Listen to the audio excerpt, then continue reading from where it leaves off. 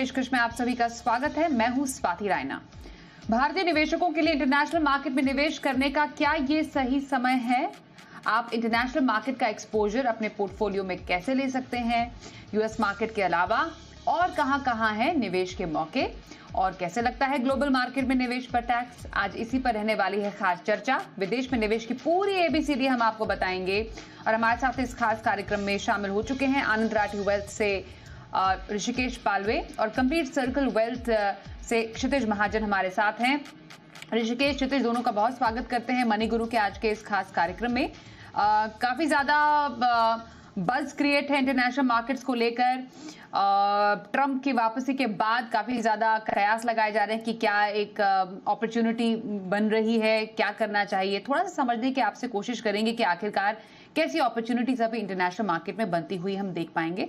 ऋषिकेश, जैसे क्षितिज बता रहे हैं कि हाँ ऐसे कंडीशंस बन रहे हैं, क्या कुछ रिस्क भी हो सकते हैं apart from of course upsides? Are there downsides too, या कुछ बातें जिनका ध्यान में रखने की जरूरत है? स्वाति जी, पहले तो मैं एक 360 डिग्री व्यू बात करना चाहूँगा। ट्रम्प आपके आने के बाद क्या क्या चेंजेस हुए हैं। दो चीज़ें हुई है, एक तो एक बहुत अच्छी चीज़ हुई है और एक इतनी अच्छी चीज़ नहीं हुई है।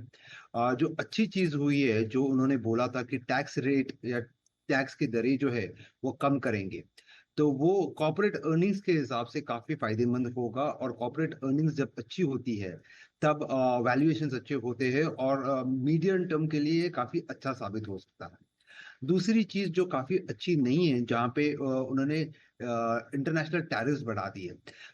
जब इंटरनेशनल टैरिफ्स बढ़ जाते हैं तो इंपोर्ट का जो खर्चा होता है वो ज्यादा बढ़ जाता है, उसकी कीमतें बढ़ जाती है, तो उसके वजह से इनकरिंग कॉस्ट भी बढ़ जाती है। तो ये दो चीजें हुई है। लेकिन जीडीपी अगर हम देखें तो काफी पॉजिटिव ट्रेजेक्टरी में दिखाई देता है। 2-3% का जीडीपी ग्रोथ दिख रहा है। इन्फ्लेशन काफी कंट्रोल में है। इंटरेस्ट रेट जो है वो भी काफी कंट्रोल रेट में है। फिस्कल डेफिसिट वो काफी नैरो होते हुए दिख रहा है। तो ये काफी मैक्रो इकोनॉमिकल फैक्टर जिसे हम देखते हैं फॉर अ लॉन्गर पर्सपेक्टिव, वो भी काफी अच्छे दिख रहे हैं। अभी रिस्क की बात करें तो रिस्क यही है कि कई बार ऐसे होता है कि काफी अट्रैक्टिव लगता है इंटरनेशनल मार्केट। अभी मैं यूएस की बात कर रहा हूँ, क्योंकि जीडीपी ग्रोथ करीबन 2-3% दिख रही है।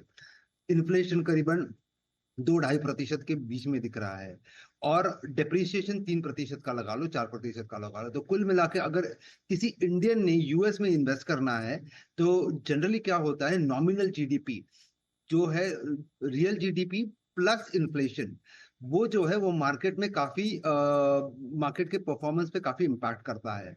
तो अगर उनका टोटल देखे तो 6-7% दिखाई देता है। इन्फ्लेशन 3% का ऑड कर लो तो 8-9% का रिटर्न बन सकता है।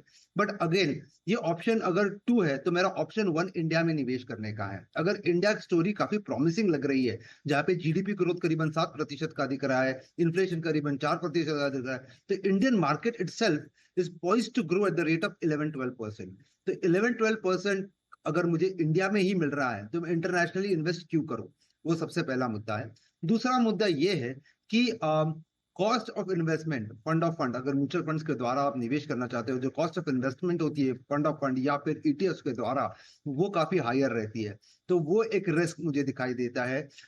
डॉलर का एक्सचेंज रेट मुझे थोड़ा रिस्की दिखाई देता है। तो ये 3-4 रिस्क है जिसके बारे में बात करना चाहूंगा और हमको उस पर अमल करना चाहिए इसके पहले कि हम निवेश की सोचें। बिल्कुल, तो ये कुछ फायदे हैं, कुछ ऐसे रिस्क भी हैं। निवेश करने से पहले आप डेफिनेटली आपको अपने पोर्टफोलियो में इंटरनेशनल फ्लेवर डालना है, तो ये कुछ बातों का ध्यान में रखने की जरूरत है। पर करें कैसे इन्वेस्टमेंट? ओके, तो डायरेक्ट तरीका भी है, डायरेक्ट स्टॉक्स में इन्वेस्टमेंट कीजिए, या तो बेटर है कि म्यूचुअल फंड के थ्रू कीजिए। लेकिन डेफिनेटली बार बार एक लिमिट सेट की जाती है और कई जो फंड्स की जो लिमिट है वो क्योंकि ब्रीच हो चुकी है, इसलिए उसके बाद वो फंड जो है इन्वेस्टमेंट नहीं ले रहे हैं। थोड़ा इसके बारे में ऋषिकेश आप बताइए, क्योंकि डेफिनेटली कई जो इन्वेस्टमेंट्स है already international funds, fund of funds में हो चुके हैं। अब उसके बाद कुछ ही फंड्स हैं जो कि अभी इन्वेस्टमेंट ले रहे हैं क्योंकि उनकी लिमिट ब्रीच नहीं हुई है। क्या अपॉर्चुनिटीज अब यहाँ पर अभी फिलहाल लिमिटेड ही है तो वो अपॉर्चुनिटीज को भी कैसे ग्रैब करें, कहाँ कहाँ पर अभी मौके बन रहे विद इन म्यूचुअल फंड? जी स्वाति जी, जैसे क्षितिज ने बहुत सही तरीके से कहा कि म्यूचुअल फंड्स के द्वारा अगर निवेश करना है इंटरनेशनल मार्केट में, तो दो ऑप्शंस अवेलेबल होते हैं, एक तो फंड ऑफ फंड और दूसरा होता है ईटीएफ्स। तो अगर हम लिमिट की बात करें तो ओवरऑल लिमिट अगर हम देखें तो करीबन 7 बिलियन यूएस डॉलर्स की लिमिट है, जो अधिकतर फंड हाउसेज ने एग्जॉस्ट कर दी है। अब इसी 7 बिलियन यूएस डॉलर्स में ईटीएफ्स की भी एक लिमिट होती है, 1 बिलियन यूएस डॉलर्स की ईटीएफ की लिमिट होती है। इसके अलावा हर फंड हाउस को अप टू 1 बिलियन में निवेश करने की अनुमति होती है। तो ये कुछ लिमिट्स है जहाँ पे कुछ रुकाव आ सकते हैं। जैसे हमने पहले देखा कि यूएस मार्केट या इंटरनेशनल मार्केट्स काफी अट्रैक्टिव लग रहे हैं, लेकिन ये लिमिट्स के कारण कई फंड हाउसेज ने नया पैसा लेना या इंक्रीमेंटल इन्वेस्टमेंट जिसे हम कहते हैं वो लेना बंद कर दिया है, और उसके चलते क्या हो रहा है कि लोग निवेश नहीं कर पा रहे हैं। एक अपॉर्चुनिटी शायद दिख रही है, लेकिन निवेश करने का जो माध्यम है वो काफी रिस्ट्रिक्टेड हो गया है, जिसके वजह से काफी पाबंदियां आ सकती है। तो ये लिमिट्स है जिसके बारे में मैं बात करना चाहूँ। तो क्या विदेश में या इंटरनेशनल बाजार में यूएस मार्केट्स में इन्वेस्टमेंट का भी सही टाइम है? हम दोनों एक्सपर्ट्स से जानकारी ले रहे हैं। ऋषिकेश पालवे और क्षितिज महाजन हमारे साथ है। ऋषिकेश, इन्वेस्टमेंट इंटरनेशनल मार्केट में करनी है, हर कोई काफी एक्साइटेड हो सकता है कि बड़ी से बड़ी कंपनियां जो हैं उसमें उनको इन्वेस्ट करने का मौका जरूर मिले, पर ये प्रिपोर्शन या परसेंटेज कितना रहे किसी के पोर्टफोलियो में? क्योंकि आप हद से ज्यादा भी कर सकते हैं, थोड़ा यूफोरिया के तहत आपने सोचा कि थोड़ा ज्यादा पैसे डाल लें, पर एक आइडियल एलोकेशन क्या रहे? स्वाति जी, एसेट एलोकेशन की जब बात होती है या ज्योग्राफी वाइज एलोकेशन की बात होती है, तो एलोकेशन जो है वो आपके टारगेट के ऊपर निर्धारित होता है कि निर्भर होता है। अगर आपका टारगेट करीबन 14-15% बनाने का है, तो इंडियन मार्केट इटसेल्फ आपको 14-15% का टारगेटेड रिटर्न दे सकेंगे। लेकिन अगर किसी को एक फ्लेवर, जैसे आपने पहले भी कहा था कि इंटरनेशनल फ्लेवर चाहिए, तो मेरे हिसाब से इसका प्रोपोर्शन जो है करीबन 5 से 10% के बीच में होना चाहिए, और उससे ज्यादा नहीं होना चाहिए, क्योंकि पोटेंशियल जितना है यूएस मार्केट का, इंक्लूडिंग डिप्रिशिएशन देख के करीबन 9 से 10% का रिटर्न बन सकता है। तो उस हिसाब से अगर 9 से 10% का रिटर्न बन रहा है, तो इंडियन मार्केट में 13-14% इंक्लूडिंग अल्फाज एंड एवरीथिंग अगर मिल रहा है, तो 4-5% अगर इंक्रीमेंटल मिल रहा है, तो इंडियन मार्केट्स काफी प्रॉमिसिंग लगती है।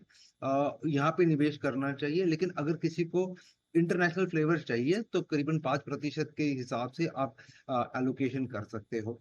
स्वाति जी, एक बहुत इंटरेस्टिंग फैक्ट है कि किसी भी कंट्री का इक्विटी भी उसके डेट के ऊपर निर्भर होता है। जो जैसे विस्तार में बात करना चाहूंगा, इंडिया इंडिया का डेट रेट करीबन 10 साल का जी-सेक यील्ड करीबन 7% का है। इक्विटी मार्केट का एक्सपेक्टेड रिटर्न करीबन 11-12% है, करीबन मार्जिन आप 4-5% का देखते हो। जब हम यूएस को देखते हैं, यूएस का इंटरेस्ट रेट करीबन 1.5 से 2% का होता है। उसमें आप 4-5% ऐड भी कर लो फ्रॉम इक्विटी पर्सपेक्टिव, तो वहां पे 6-7% का रिटर्न बनता है। और हमने जब S&P 500 का डेटा देखा पिछले 10-15 सालों के लिए, रिटर्न्स कुछ करीबन 60-7.5% के बने हैं। तो इस हिसाब से मैं कहना चाहूंगा कि अगर आपको निवेश करना है इंटरनेशनल फंड्स में या यूएस मार्केट में, तो just for fun of it 5% से ज्यादा आप निवेश ना करें।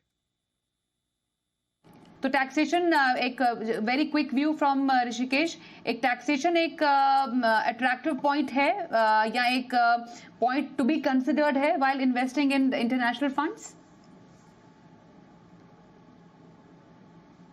में भी निवेश करने का बहुत एक अहम मुद्दा होता है। मैं कहना चाहूंगा कि कोई भी निवेश करते हो आप, डोमेस्टिकली करो इंटरनेशनली करो, कई बार काफी सारे प्रोविजंस होते हैं जो एक दूसरे को सेट ऑफ का प्रोविजन देते हैं।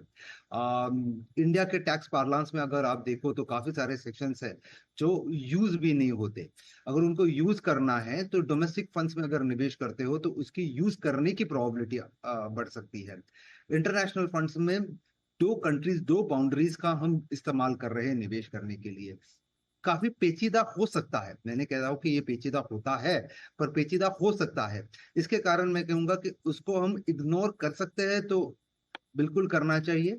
और डोमेस्टिक मार्केट्स में निवेश करना चाहिए। यहाँ पे रिटर्न्स की भी गुंजाइश हाई है और कॉम्प्लिकेशन टुवर्ड्स टैक्सेशन भी काफी लो है। तो ये दो चीजें कहना चाहूंगा मैं स्वाति जी।